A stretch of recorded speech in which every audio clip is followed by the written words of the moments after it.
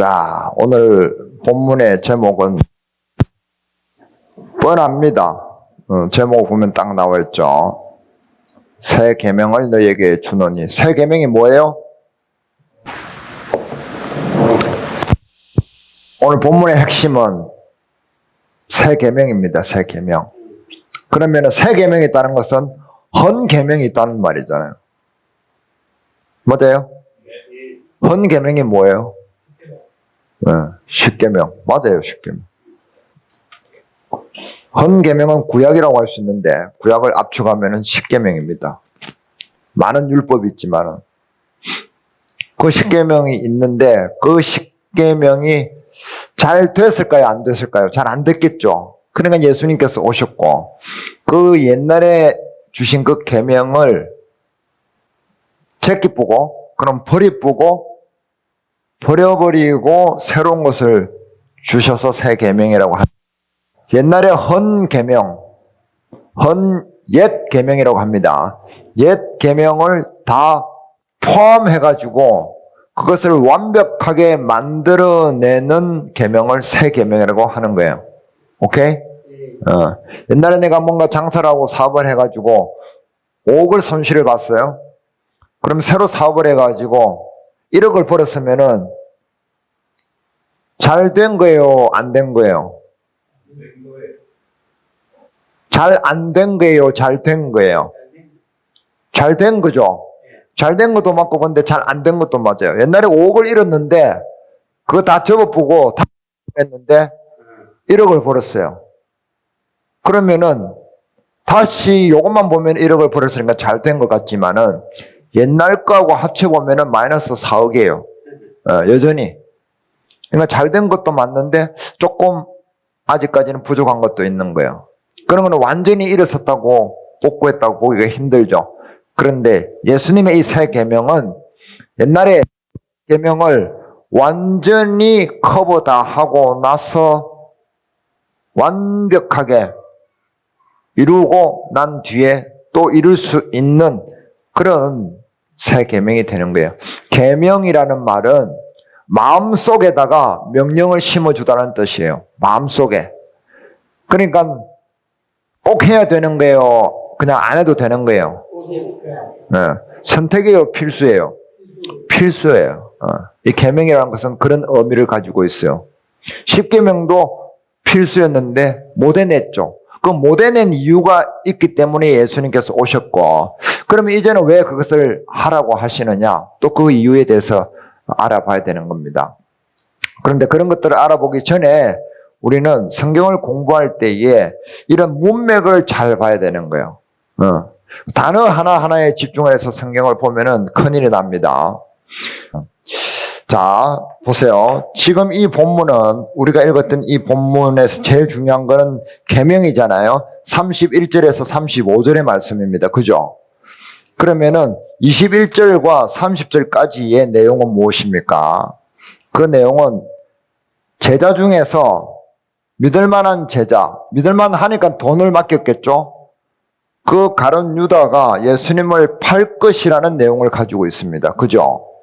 그 전에는 어떤 내용이 있었어요? 예수님께서 제자들 발을 씻기시고 너희도 서로 발을 씻기라는 그런 아름다운 모범을 보여주셨잖아요. 그러고 난 뒤에 갑자기 또 믿을만한 제자가 나를 팔 것이라고 팔아먹을 것이라고 예고를 하세요. 그러고 난 뒤에 또 새 계명을 주시면서 너희가 서로 사랑하라 이렇게 얘기를 또 하시고 난 뒤에 또 베드로가 나를 배신 때릴 거다라는 얘기를 또 하심으로써 끝이 나요. 이렇게 왜 되어 있느냐는 말이에요. 이런 것들 우리가 좀 잘 줄기를 파악을 하는 것이 성경 공부에 매우 중요한 키워드가 됩니다. 구조. 그런 구조를 살펴보는 게 굉장히 중요해요. 그 구조가 성경에서 말하고자 하는 큰 메시지와 맞아야 돼요. 거기서 좁혀가면서 성경을 볼 때에 또 다른 해석이 있겠죠. 좁혀가면은 더 디테일한 해석이 있습니다. 그것도 큰 맥락과 벗어나면 안 돼요. 그게 성경을 풀어가는 해석에 나가는 방법입니다. 제가 제 나름대로 인사이트, 통찰력을 가지고 성경을 해석하지만은 이것이 많은 신학자들이 보편적으로 해석하는 그 해석의 틀을 벗어나 버리면 안 되는 거예요. 그 범위 내에서 제 나름대로의 그런 색깔을 가지고 입힐 수가 있는 거예요. 그래야 건강한 해석이 되는 겁니다. 자, 이런 구조를 가지고 있는 것이 오늘 이 본문의 또 제가 설정한 본문의 특이점이라고 볼 수 있는 거예요. 사랑이라는 계명이 위에 굉장히 어떤 안 좋은 상황과 그 다음 단에 있는 이런 악재 같은 이런 상황에 끼어가지고 사랑이라는 말씀을 속 끼워 놨어요. 이게 유대 문학의 특징이라고 했죠. 이렇게 되어 있는 게 특징이기도 합니다. 자, 가룟 유다라는 제자가 나를 팔아먹을 것이고 나중에 또 내 수제자라고 자처하는 베드로가 나를 배신 때릴 건데 그런 가운데 너희가 서로 사랑해야 된다라는 메시지를 끼워 넣었단 말이에요. 이 무슨 의도일까? 라는 거죠. 우리 그것을 살펴보려고 하는 겁니다. 우리가 사랑하기 싫다고 말하는 사람은 이 세상에 한 명도 없을 거예요. 나는 태어나면서부터 사랑하지 않기 위해서 또 사랑받기 싫어서 태어난 사람이야 라고 말하는 사람 아무도 없어요. 누구나 다 사랑하고 싶어 하고 또 사랑받고 싶어 합니다. 연쇄살인범도 그렇게 얘기를 해요. 어떤 연쇄살인범이 이렇게 얘기를 했어요. 드라마에서. 근데 그게 아주 제가 의미 있는 말이라서 그 작가가 그렇게 적었겠죠. 뭐라고 얘기했느냐면은 나도 당신들처럼 평범하게 짜장면 먹고 가족들하고 식탁에서 이야기하고 TV 보면서 그렇게 살고 싶었다. 그러나 상황이 그렇게 만들었고 내가 한 사람을 죽이고 난 뒤부터는 새로운 세계가 열려버렸다. 그것은 또 다른 세계였다. 악의 세계가 열려버린 거예요. 판도라의 상자가 열려버린 거예요. 이 사람도 나는 사랑하면서 가족들과 알콩달콩 이웃들과 친밀하게 살고 싶었다는 거예요. 그런데 왜 그렇게 사랑하지 못하고 사람을 죽이면서 살아갔을까요, 말이에요? 그 이유가 있을 거 아니에요. 나름대로 어려운 점이 있다면 우리는 사랑을 하는 게 굉장히 어려워요, 사실은 현실 속에서. 왜? 수많은 방해물이 있단 말이에요, 방해물. 그 대표적인 방해물 두 가지를 오늘 앞뒤로 딱 이야기를 해주고 있는 겁니다. 그 사이에 끼어 있는 거예요, 이 사랑이라는 것이. 이런 거예요. 우리가 어릴 때 우리가 막 장마가 이제 지나갔는데 장마가 막 치면 길에 이렇게 웅덩이가 막 있어가지고 그 물을 흙탕물을 막 넘어서 이렇게 가야 되잖아요. 그럼 학교 가는 게 얼마나 힘들어요. 그래서 바지까지 둥둥 거져가지고 막 그래도 막 다 젖잖아요. 우산도 없고. 그렇게 힘든 난코스를 막 헤치고 학교에 가야 되는데 비가 억수가 오면은 지각하면은 선생님이 봐줘요, 안 봐줘요? 안 봐줬어요. 혼났단 말이에요. 그러면 우리 어린 마음이 이럴 수 있잖아요. 아니, 길을 좀 평평하게 해 놓든지, 아니면 비가 안 오게 하든지, 아니면 학교에서 뭐 셔틀버스를 해서 운행을 해 주든지, 그러고 나서 늦으면은, 뭐라 해야지. 그런 거 하나도 안 해놓고, 방해물을 제거를 안 해놓고, 무조건 늦게 온다고 두드려 패고, 그렇게 하냐, 선생님. 이래서 원망할 수 있잖아요. 마찬가지요. 우리가 하나님께 우리가 사랑할 수 있는 조건들을 좀 만들어 놓고 우리 보고 사랑하라고 하시지. 왜 이런 수많은 지뢰와 방해물들을, 바리케이트들을, 이런 요철들을 만들어 놓고 쿵쾅거리는 이 세상 속에서 우리 보고 왜 사랑하라고 얘기하십니까, 예수님? 이건 반칙입니다. 라고 할 수 있다는 거예요. 그래서 수많은 사람들이, 믿지 않는 사람들이 그렇게 얘기하잖아요. 뭐 하나님 사랑이시라면서 왜 지옥을 만들어 놓고 그래? 왜 선악과를 만들어가지고 사람을 그걸 따먹고, 뻔히 알았다면서, 그거 왜 따먹게 해가지고 사람을 지옥을 보내고, 그런 짓을 하냐? 라고 얘기하는 거예요. 똑같은 맥락이잖아요. 사람은 수많은 방해물이 있어요. 그 방해물을 뚫고 사람을 사랑해내는 것이 결코 쉬운 게 아닌데 하나님은, 예수님은 자꾸 우리 보고 사랑하래. 이게 답답한 노릇이란 말이에요. 사람이 젊었을 때는 특히 그런 것에 대해서 깨닫기가 쉽지가 않아요. 빨리 깨닫는다고 해봐야 중년은 넘어가야 돼. 노년에 넘어가서 깨닫는 사람도 엄청 많고, 그런데 그것도 전체 수에 비하면은 극소수에 불과한 거야. 죽을 때까지도 못 모르고 죽는 사람이 허다하다란 말이에요. 이거 봐봐요. 뜨거운 싱어죠. 뜨싱저라는 이 프로가 있었더라고. 이 중년 배우들이, 가수들이 이런 노래를 부른 거예요. 수많은 고통과 고뇌의 시간이, 그것을 피해갈 수 없단 말이에요. 우리 인생 가운데에는 수많은 방해물이 있어요. 그 가운데 깨달은 것이 뭐다? 그 해답은 사랑이라는 거예요. 저렇게 중년이 되었어야 그것을 깨닫는데 그나마 천만만 다행인 거예요. 그것을 못 깨닫고 그냥 직진해서 사는 사람도 얼마나 많습니까? 저기 나온 배우들 중에 크리스찬이 참 많잖아요. 너무 이렇게 노래가, 가사가 성경적이라는 그런 생각을 해봅니다. 이 두 가지 우리는 본문에서 생각해야 되니까 이 두 가지 대표적인 방해물에 대해서 생각을 해보는 거예요. 자, 이 가룟 유다가 23절 보세요. 21절부터 다 같이 봅니다. 예수께서 이 말씀을 하시고 심령이 괴로워 정언하여 이르시되 내가 진실로 진실로 너희에게 이르노니 너희 중 하나가 나를 팔리라 하시니 제자들이 서로 보며 누구에게 대하여 말씀하시는지 의심하더라. 예수님을, 스승을 팔아버리는 거예요. 지금처럼 선생이 아니에요. 스승이라는 것은 내 목숨보다 귀한 존재예요. 옛날에는 절대적인 존재잖아요. 그 스승을 은 30냥에 팔아먹는 거예요. 뭐예요? 우리 욕망을 이야기합니다. 돈은 우리 욕망을 대표하는 상징이잖아요. 내 몸 속에서, 내 속에서 걸어 올라오는 인간의 욕심, 욕망을 이야기하는 게 내적 요인, 내적 방해물을 이야기하는 겁니다. 그리고 36절 보세요. 37절 8절만 읽겠습니다. 시작. 베드로가 이르되 주여 내가 지금은 어찌하여 따라갈 수 없나이까? 주를 위하여 내 목숨을 버리겠나이다. 38절. 예수께서 대답하시되 내가 너를 위하여 내 목숨을 버리겠느냐? 내가 진실로 진실로 내게 이르노니 닭 울기 전에 내가 3번 나를 부인하리라. 너는 큰 소리 치지만 나를 배신 때릴 거야. 이거는 뭐예요? 베드로가 배신 때리고 싶었어요?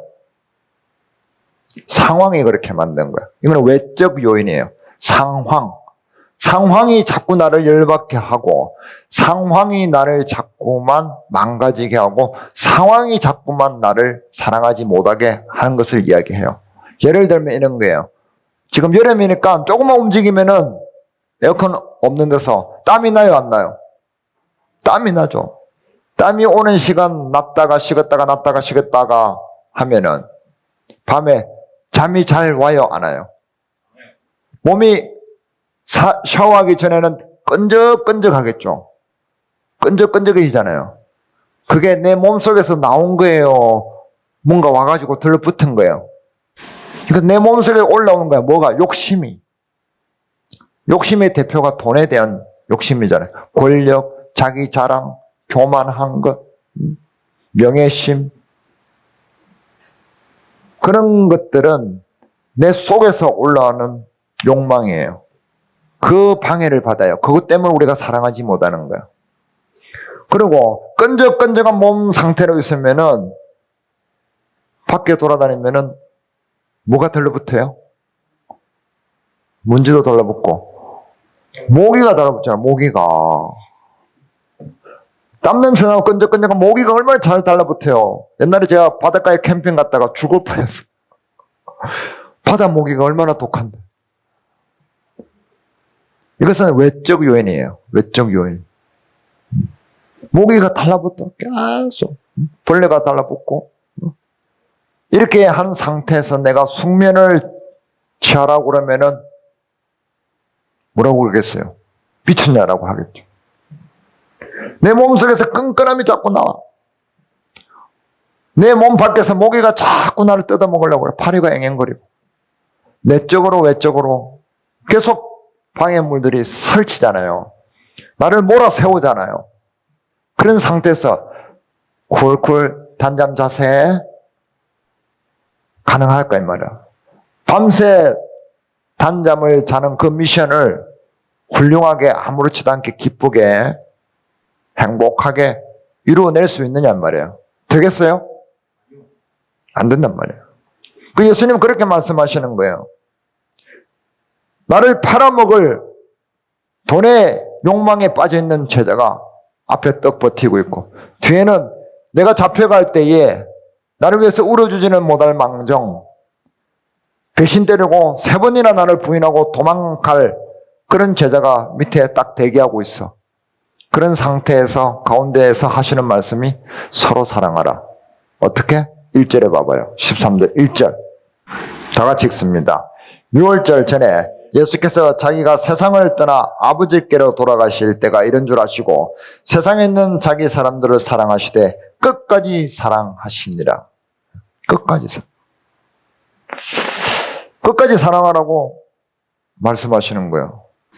너무 무리한 거 아니에요? 너무 힘든 거 아니냐고. 그러니까 사람들은 포기해버려요. 그냥 지레짐작을. 이게 되겠어? 이게 안 되지. 될 일이 아니야. 라고 하는 거예요. 자, 시편 55편.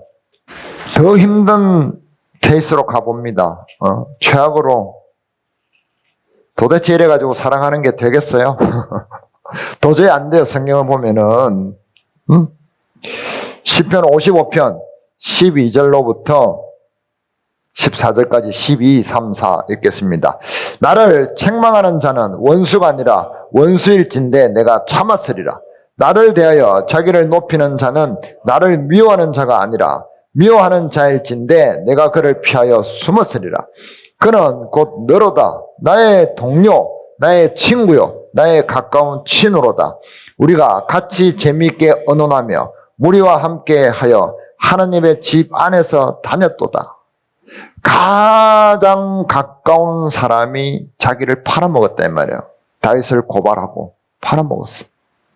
하나님의 집 안에서 하나님을 함께 찬양했던 그 사람 중에서 자기를 팔아먹는 사람이, 자기를 조롱하는 사람이, 자기 목숨을 노리는 사람이 다수였다는 거.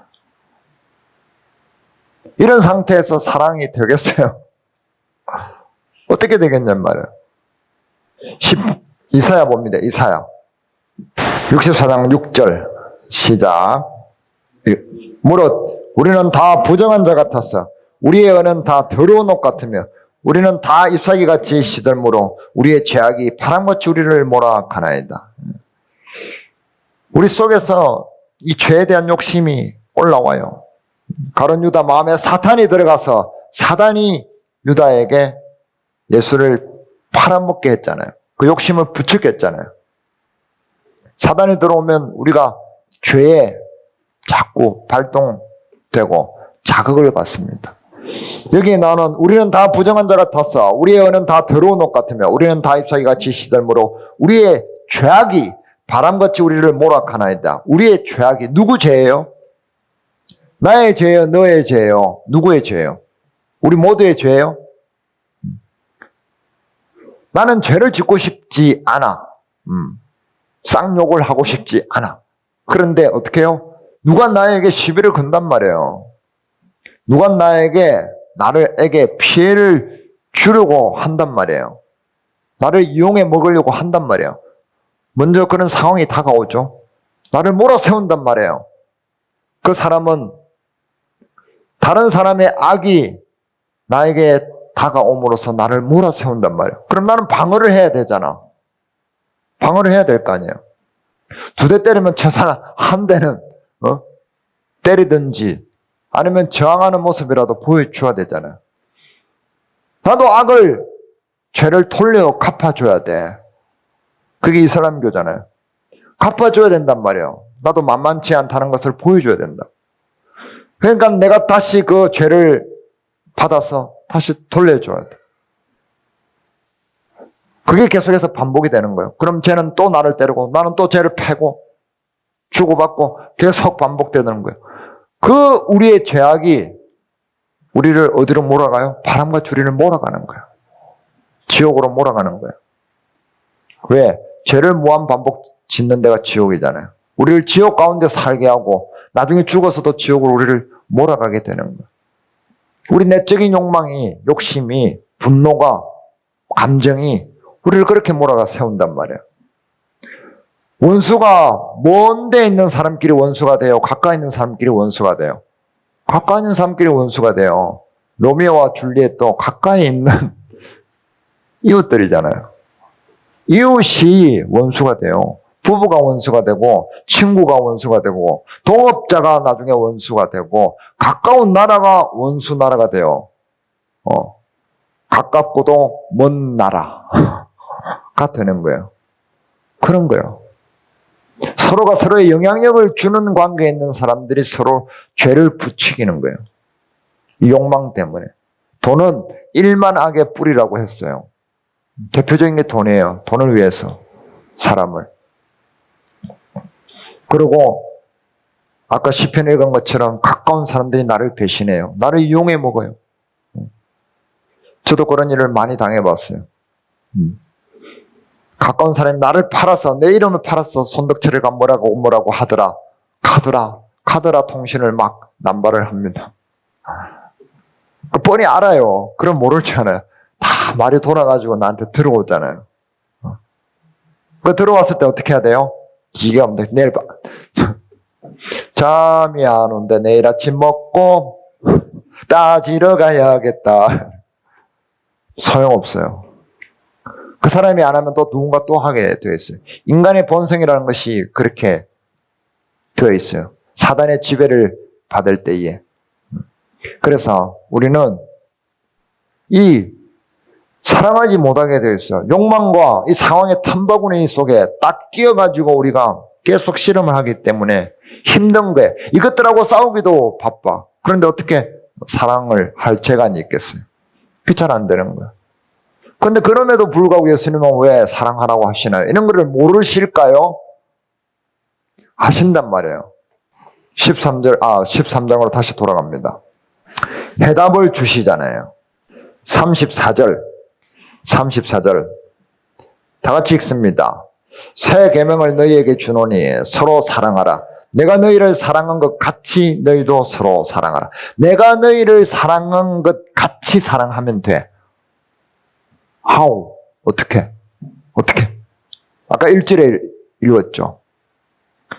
사랑하시되 끝까지 사랑하는 것이 기본이에요. 베이스예요. 끝까지 못한다니까요. 이렇게 방해물이 많았잖아요. 살펴봤잖아요. 근데 예수님은 끝까지 사랑하는 것이 기본인데, 기본값인데, 거기다가 어떻게 사랑하시냐면은, 위에 가룟 유다의 팔아먹음과 밑에 베드로의 배신이 있잖아요. 그 가운데 예수님은 사랑을 선포하시잖아요. 무엇을 말씀하시는 거예요? 인간에 대한 기대를 버리는 사랑을 이야기합니다. 우리는 뭔가 남을 사랑할 때에 기대값이 있어요. 기대하는 게 있어요. 내가 이렇게 사랑을 주면은 제가 잘 될 거야. 훌륭하게 될 거야. 자식들한테 그런 마음이 있죠.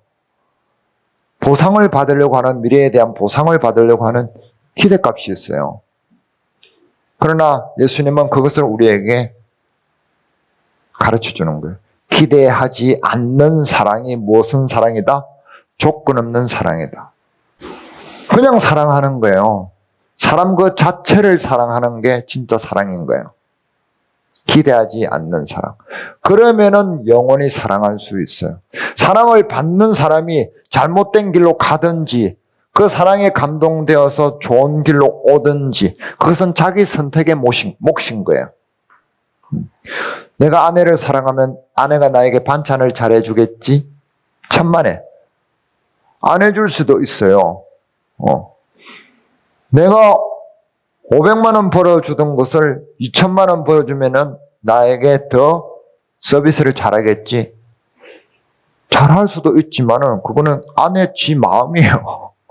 5천만 원 벌어 와봐 이럴 수도 있어요. 그런데 그런 기대를 가지고 내가 아내를 사랑하고 자식을 사랑하고 이웃을 사랑할 때에는 실망하게 되어 있단 말이에요. 그 실망하는 마음을 누가 주는 거예요? 사단이 탁 이용을 하는 거예요. 사단은 가도록 유다에게 그랬을 겁니다. 네가 돈을 맡아가지고 얼마나 고생해. 여기 보는 것처럼 29절에 봐봐요. 어떤 이들은 유다가 돈계를 맡았으므로 명절에 우리가 쓸 물건을 사라 하시는지 혹은 가난한 자들에게 무엇을 주라 하시는 줄로 이런 일을 유다가 한 거예요. 물건도 가서 사오고 낑낑거리면서 저것들은 아무것도 안 하는데 내가 사오고 또 뭐 사람들에게 나눠주고 이런 일을 했을 거 아니에요. 그러면은 내가 좀 더 좋은 자리 내가 좀 대우받아야지. 그것을 사탄이 건드리지 않았겠어요? 저 베드로 저게 맨날 큰 소리 치고 사도 요한 저거 맨날 예수님 옆에서 가슴에 기대가지고 예수님한테 아양이나 떨고 있고 뭐야 이거? 그 마음을 사단은 유다에게 건드렸을 것이 분명합니다. 유다는 거기에 넘어간 거야. 기대하면서 누군가를 섬겼죠. 예수님은 그것을 우리에게 깨워주시기를 원하시는 거예요. 기대하는 사랑은 참 사랑이 기다 아니다? 아니다. 그러면 그것은 오래가지 못한다.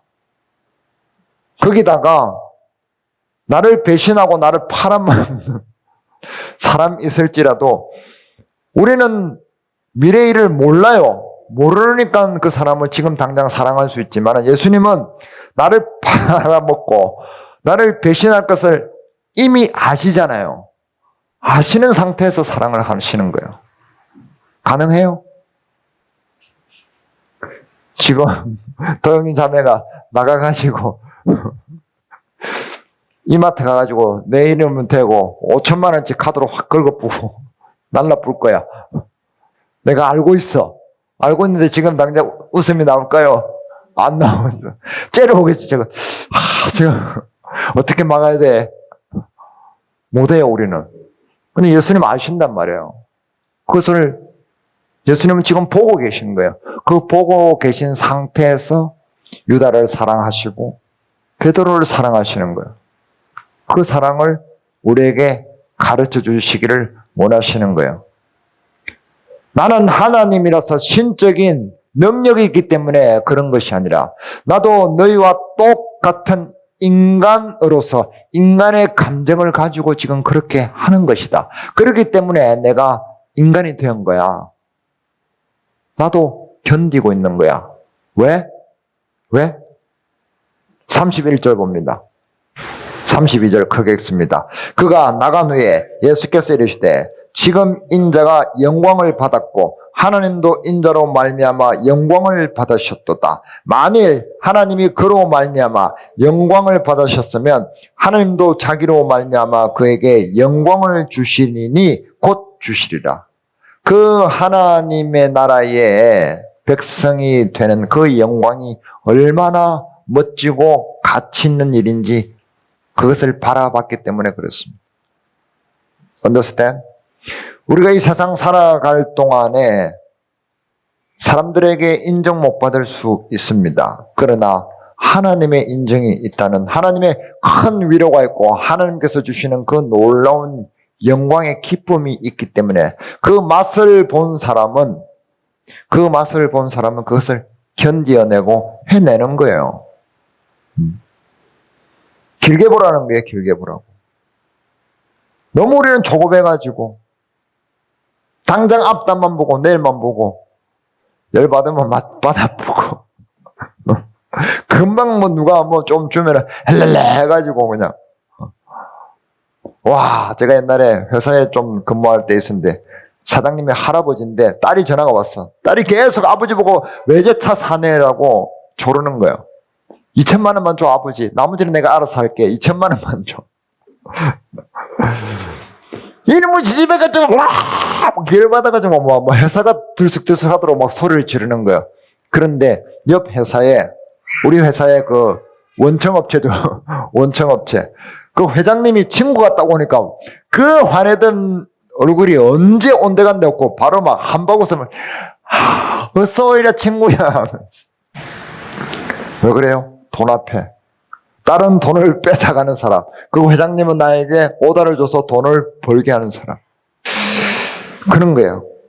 그래서 우리는 예수님은 우리에게 그런 영광을 주시기를 원하시는 거예요. 35절에 그래서 다 같이 읽습니다. 시작. 너희가 서로 사랑하면 이로써 모든 사람이 너희가 내 제자인 줄 알리라. 그런 방해물을 극복하고 서로 사랑해내면 너희가 진짜 나의 찐 제자가 된다. 그럴 때 하나님의 영광에 들어간다. 나는 너희에게 내 제자가 되기를 원하는 것이지 나를 따라다니는 사람이 되기를 원치 않으신다는 거예요. 무슨 말인지 알겠어요? 교회 다니는 사람이 되라고 하지 않으시고 우리가 교회가 되라고 말씀을 하시는 거예요. 우리의 목적은 하나님 백성이 되는 것이 아니라 지난주에 말씀드린 것처럼 하나님의 백성다워지는 거예요. 그게 목적이 있는 거예요. 예수님을 따라다니는 사람이 아니라 예수님의 그 사랑한 방법대로 우리가 실천해내는 그 예수님의 찐 제자가 되는데 목적이 있는 거예요. 그럴 때 우리가 손해가 될까요? 전혀. 하나님의 그 놀라운 영광에 들어가서 그 영광을 누리는, 그 은혜를 누리는 그런 사람이 되는 거예요. 그래서 사랑하라고 말씀하시는 겁니다. 참 제자가 되어서 하나님의 영광에 참여하는 어떤 길, 유일한 길이기 때문에 그렇습니다. 다른 길은 없습니다. 다른 길로 가면 강도가 되는 거예요. 자, 정리합니다. 우리 마음속에는 두 개의 정수기가 있어요. 하나는 사탄이 주는 정수기가 있고 하나는 예수님께서 넣어놓은 정수기가 있습니다. 예수님께서 주시는 정수기는 우리의 욕망이나 돈의 욕심이나 여러 가지 감정, 안 좋은 것들, 자랑거리, 교만한 마음, 이기심 이런 것들을 집어넣으면 정수기에서 무슨 물이 나와요? 사랑의 물이 나오는 거예요. 참 사랑의 물이 흘러나오는 거예요. 그 물을 마실 때 우리는 예수님의 진짜 제자가 되는 거예요. 그런데 또 하나는 사단이 넣어놓은 정수기가 아니라 엄밀히 말하면 오수기예요. 오수기. 거기에는 하나님의 것을 집어넣게 되어 있어요. 사랑과 친절과 배려와 우정과 섬김과 이런 것들을 집어넣으면 뭐가 튀어나와요? 거기서 오수기에서는 오물이 나오는 거예요.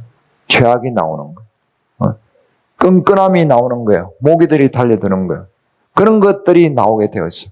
그런 것들을 마시면서 살면은 예수님을 배반하는 그런 사람이 되는 거예요. 우리 마음속에 두 개의 기계가 있는데 하나는 예수님의 정수기, 하나는 사단의 오수기가 있는 거예요.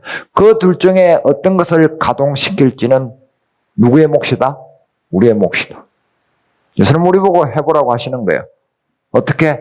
내가 너희를 사랑한 것 같이. 이것이 오늘 말씀의 핵심입니다. 기도하겠습니다.